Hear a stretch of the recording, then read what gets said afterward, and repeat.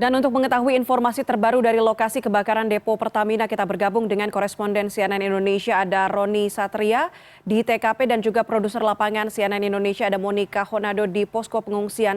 Rekan-rekan selamat siang, saya ke Roni terlebih dahulu. Roni, suasana siang hari ini di lokasi kebakaran seperti apa? Kalau kemarin kita lihat banyak sekali warga yang berdatangan hanya untuk melihat, mendokumentasikan lokasi kebakaran. Apakah sekarang sudah bisa dikendalikan dan pembersihan bisa berjalan? Betul sekali Puspa, warga yang berduyun-duyun datang ke lokasi kejadian hanya sekedar untuk mendokumentasikan gambar ataupun lokasi pasca peristiwa kebakaran yang menimpa di permukiman warga di belakang depo Pertamina Pelumpang ini.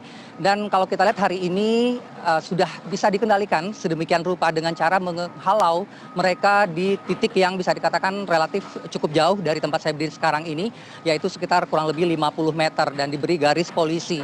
Memang tadi kalau kita lihat sekitar pukul 8.30 waktu Indonesia Barat pencarian pada hari kedua ini dilanjutkan dan kemudian tadi petugas mulai mencoba menghalau warga yang tidak ada berkepentingan tadi diajak untuk berpinggir ataupun untuk melipir ke arah yang cukup jauh dari lokasi. Karena kalau kita lihat, Anda bisa lihat di belakang saya, saat ini tengah berlangsung tadi ekskavator yang dikerahkan pada hari kedua. Mengapa hari kedua baru bisa ada ekskavator? Karena kalau kita lihat kemarin, Puspa, baru dikerahkan K9 atau anjing pelacak untuk mengendus ataupun mencari indikasi adanya korban yang masih tertimbun. Namun kesulitan adanya akses, kalau Anda mungkin bisa lihat dari layar kaca juga pemirsa melihat bahwa jalanan dari titik ekskavator ini masuk ke titik sekarang ini relatif bisa dikatakan cukup sempit, sehingga mencari spesifikasi ekskavator yang ukuran kecil tetapi memiliki kapasitas angkut yang cukup besar.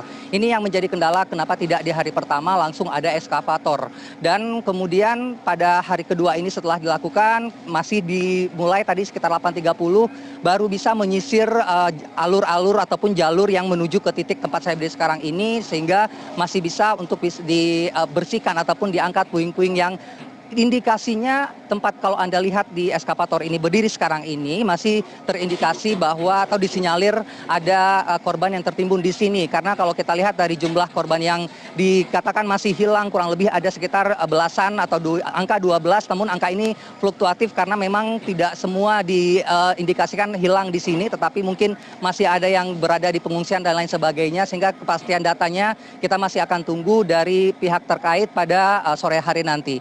Nah, mengingat adanya warga yang tadi sudah banyak datang, kemudian ekskavator sudah dikerahkan dan relatif cukup tidak kondusif lagi untuk adanya banyak warga, sehingga akhirnya ini menjadi semakin mudah bagi para petugas untuk melakukan pencarian ini lebih cepat seperti itu. Karena kalau kita lihat kemarin dengan adanya penemuan jenazah dan akhirnya sekarang diidentifikasi, dicoba untuk dilakukan forensik di RS Polri Kramat Jati, namun pada hari ini upaya untuk mencari mereka yang hilang ini tetap dilakukan. Tadi saya sempat berbincang juga dengan Kabid Humas Polda Metro Jaya, Truno Yudo, yang mengatakan Kombes Truno Yudo yang mengatakan bahwa mereka telah mengerahkan 4 SSK atau satuan setingkat kompi yang kalau kita lihat pada hari ini ataupun dari kemarin juga sudah disebarkan di beberapa titik. Karena kalau kita lihat titik yang tempat saya berdiri sekarang ini, Puspa, saya mungkin bisa gambarkan sedikit tembok dinding yang ada di samping kanan saya ini. Ini adalah batas tembok yang merupakan di belakang dari depo Pelumpang Pertamina ini, yang relatif bisa dikatakan terbuat dari tembok beton sehingga tidak rubuh, namun apinya yang cukup menyambar hingga langsung persis dengan jarak hanya 3 ataupun 4 meter dari tempat saya berdiri sekarang ini langsung ke perumahan warga. Anda bisa lihat luluh lantak, bisa dikatakan seperti itu, hancur. Kemudian bayangkan bagaimana orang harus berlari dari titik rumah mereka ini untuk menuju ke jalan utama yang bisa jaraknya sekitar 100 meter.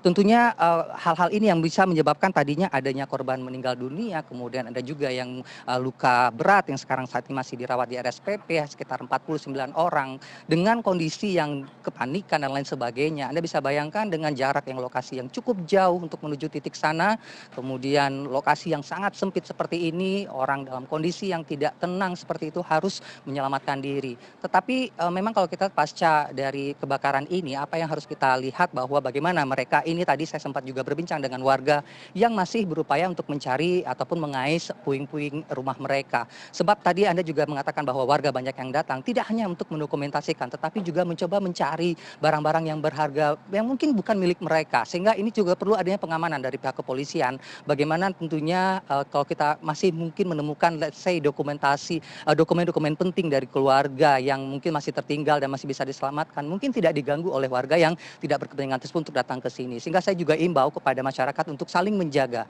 bahwa tempat ini masih dalam kondisi steril, masih dilakukan investigasi oleh kepolisian dan pihak terkait untuk mengetahui penyebabnya, sehingga tentunya harapannya jangan ada masyarakat yang tidak berkepentingan untuk masuk ke sini.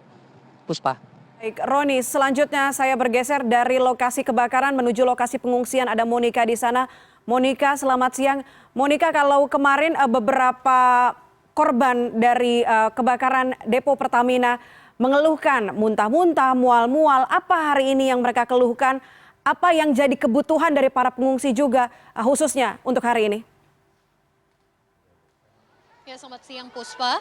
Benar sekali, saya saat ini berada di salah satu posko pengungsian korban kebakaran Pelumpang yang salah satunya ini tempatnya menjadi salah satu yang terbesar juga menampung korban-korban, yaitu di RPTRA Rasela Jakarta Utara. Bisa dilihat di belakang saya ini ada tenda. Kemudian saya ingin menggambarkan situasi sejak pagi tadi di sini. Puspa, bisa dilihat begitu ramai, bukan hanya ramai karena banyak pengungsi di sini, ada sekitar 300, tapi juga banyak masyarakat baik dari pemerintah maupun swasta datang silih berganti untuk memberikan bantuan atau menyerahkan bantuan kepada para pengungsi. Tadi juga dapat kami ceritakan memang Presiden Republik Indonesia Joko Widodo juga berkunjung untuk meninjau para pengungsi di lokasi pengungsian RPTRA Rasela ini dan juga menyerahkan bantuan didampingi oleh penjabat Gubernur DKI Jakarta dan juga Menteri BUMN Erick Thohir di sini. Dan terkait dengan apa yang Anda tanyakan Puspa, terkait dengan apa saja keluhan-keluhan dari masyarakat di sini, sebenarnya untuk bantuan-bantuan berupa makanan sudah tercukupi. Kemudian ada memang beberapa yang mengatakan masih kekurangan selimut atau barang-barang pribadi. Kemudian anak-anak khususnya juga masih membutuhkan seragam sekolah, buku, dan alat-alat untuk mereka pakai untuk digunakan ketika belajar dan juga sekolah karena semuanya sudah ludes terbakar.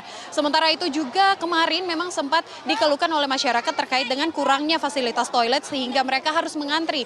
Hingga hari ini kami lihat memang ada penambahan toilet tambahan tapi jumlahnya hanya sedikit, sekitar 3, dan itu sangat sulit juga untuk dipakai untuk mandi, tapi bisa digunakan untuk buang air kecil mungkin, tapi untuk mandi sangat terbatas sehingga memang untuk kamar mandi masih terus dibutuhkan. Saat ini kami melihat juga masih banyak warga yang mengantri, tidak berhenti, tidak ada habis-habisnya di depan toilet. Dan saya ingin mengajak Anda Puspa untuk berbincang dengan salah satu pengungsi di sini yang juga menerima bantuan dari Presiden Republik Indonesia Joko Widodo. Halo Ibu, mau mengganggu Ibu namanya siapa? Ike. Ibu Ika, tadi Pak Presiden menyerahkan bantuan apa saja Bu? Sembako, beras, minyak, gula, teh, air. Ibu, harapannya kepada Presiden mungkin apa yang ingin disampaikan tadi? Sebenarnya tadi saya juga mau ngomong, berhubung Pak Jokowi juga banyak yang bertanya, jadi saya juga nggak kebagian. Saya sebenarnya pengen bilang, saya udah capek untuk ngontrak dan saya trauma tinggal sebenarnya di situ. Cuman karena emang di situ itu kontrakannya murah, jadi saya bertahan. Tapi sekarang kalau bisa saya mau rusun tapi yang gratis seumur hidup. Seperti tahun kapan tuh Pak Jokowi ngasih rusun Marunda kan ada tuh. Nah itu saya mau yang seperti itu. Capek saya. Udah tua juga saya nih. Ibu Ika, tadi terkait dengan pindah rumah, sebenarnya tadi Presiden Republik Indonesia juga sempat mengatakan akan ada rencana relokasi, Bu. Setuju dengan relokasi tersebut? Saya nggak bilang. Saya nggak ngomong. Karena saya mau rusun. Tapi mau direlokasi, pindah dari tempat tersebut? Pindah kalau saya udah di rusun. Saya dikasih rusun, saya mau pindah. Saya juga udah trauma sebenarnya. Karena saya tinggal di situ bukannya baru setahun 2 tahun. Dari tahun 96, masih rawa-rawa. Ibu, yang terakhir Bu, yang dibutuhkan saat ini dilihat kan sudah banyak bantuan, tapi yang masih kurang apa saja? Handuk dan selimut. Ya karena saya nggak punya handuk, Ibu. Terima kasih Ibu Ike, tetap tabah, semoga segala sesuatunya bisa kembali normal, bantuan-bantuan bisa datang. Terima kasih Ibu Ike.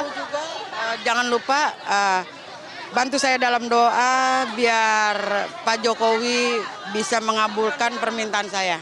Baik, terima kasih Ibu. Ya Puspa, itu perbincangan saya dengan salah satu pengungsi juga yang mewakili para pengungsi lainnya, sebagian pengungsi lainnya, dan yang tadi dijelaskan juga terkait dengan relokasi sempat disampaikan oleh Presiden Republik Indonesia Joko Widodo bahwa memang nanti kedepannya akan dirapatkan bersama jajaran menteri dan juga pihak Gubernur DKI Jakarta untuk merelokasi daerah ini, karena memang kalau melihat zonanya seharusnya di daerah kiri kanan atau sekitaran depo Pertamina ini harusnya dikelilingi zona air atau sungai. Sedangkan saat ini yang terjadi daerah tersebut dikelilingi oleh permukiman, sehingga nantinya akan diputuskan ada beberapa opsi apakah yang akan direlokasi adalah tempat permukimannya atau yang akan direlokasi adalah depo Pertaminanya. Jadi kita masih akan terus menunggu juga update dari pihak pemerintah sendiri terkait dengan keputusan ini yang disampaikan oleh Presiden akan diambil keputusannya secepat mungkin, Puspa. Baik, rekan-rekan, terima kasih banyak. Kita tunggu selanjutnya, update selanjutnya. Tadi sebelumnya ada Roni Satria, kita tunggu bagaimana update investigasinya. Dan juga terima kasih banyak Moni Honado. Kita tunggu juga bagaimana nanti penanganan untuk korban yang terdampak dari kebakaran depo Pertamina Pelumpang. Rekan-rekan, terima kasih. Selamat siang.